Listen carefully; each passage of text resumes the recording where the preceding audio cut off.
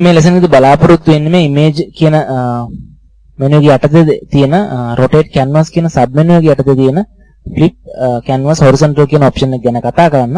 ඒ සඳහා මම open කරන් තියෙනවා start horizontal.psd කියන image එක.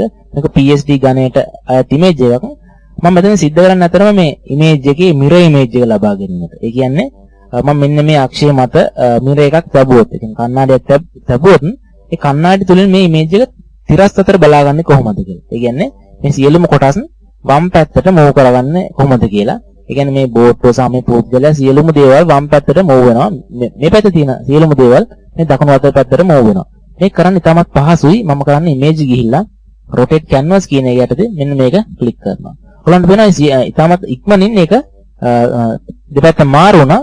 අපි මේකට කියන්නේ කම්පියුටර් භාෂාවේදී mirror image එක කියලා.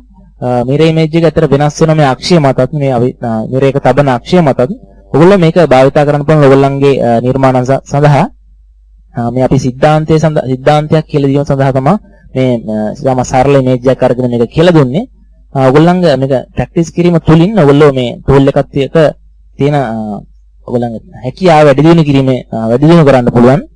අපි ඊළඟ ලෙසන් එකකින් තවත් සාකච්ඡා කරමු මේ image එක යට තියෙන තවත් කරුණු.